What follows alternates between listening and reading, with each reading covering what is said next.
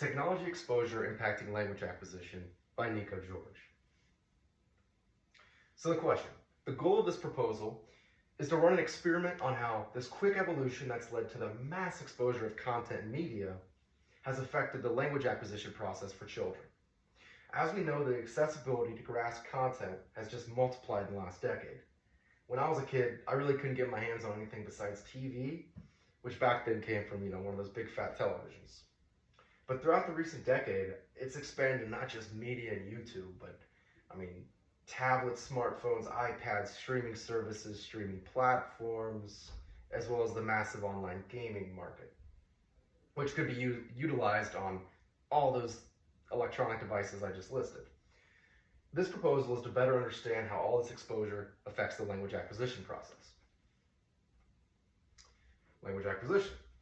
The brain develops the ability to understand and make use of language without us even being cognitively aware of it. Our language, our vocabulary, sentence processing, and grammar are all elements of language that the brain gets better and better at not only producing, but understanding the more we get exposed to it, which really happens throughout life. In most kids, the process of learning language comes first from hearing language, eventually being able to produce sounds, muttering noises, and eventually being able to kind of repeat the language being spoken to them, which after enough time, the brain starts being able to assign meaning, simply based off how people respond to those muttering sounds. How the brain learns language. The brain learns the language through this process, the language acquisition process. Through the process, consisting mainly of reiteration, reinforcement, the brain slowly becomes to develop language acquisition in stages. The four main stages are the babbling stage, which is at about 6 to 12 months old, where the child can hear babbling in the world around it and makes attempts to mimic the babbling, given the name. The holophrasic stage, which occurs at about 12 to 18 months, the brain has an idea of syllables and words, which they kind of just choose from what gives them the most worthwhile results. Known to kind of sound like bubbles, they're really just basic syllables and words like mama, dada, poo-poo. The two-word stage starts at about 18 months and usually involve 50 action words, typically known by now. They're really just two-word sentences shouted at a rate at 2 words a shout. The multi-word stage starts at about 2 to 3 years old now. They consist of children being able to shout 3, 4, 5 words at a time, starting to develop some vocabulary, and they're also developing a bit of a word order. So understanding that process is crucial to my proposed experiment, because I want to take that process and compare it.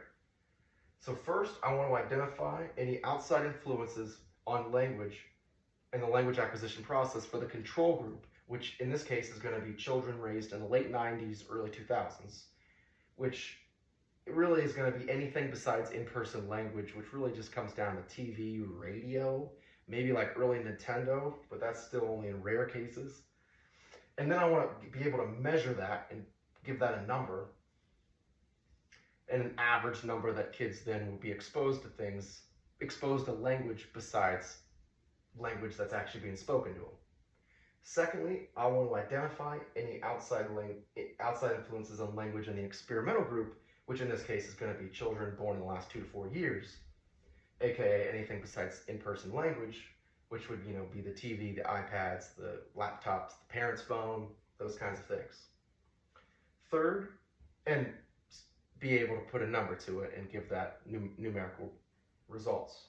Third, I want to compare the results between the two, and I want to run an experiment on those results and how it impacts the language acquisition process. How, if children exposed to more media versus less media, and how that impacts the language acquisition, and how on time or off time either group would be. And then fourth, I want to take those results, and if they lead to a problem, I would try and develop a response, as well as new methods that modern parents could use say, keep everybody on track. And then fifth, I want to display those results in a way that is very convenient for average parents to take from and sort of put into practice. Hypothesis.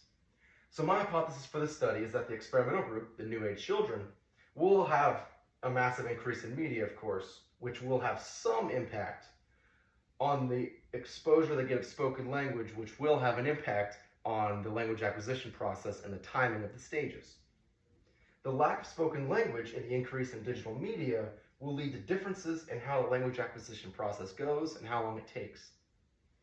So I kind of hypothesized two different things. First, that those results will have some substantial impact on the process, not necessarily negative though, but in a way that the traditional ways of parenting kids will need to evolve.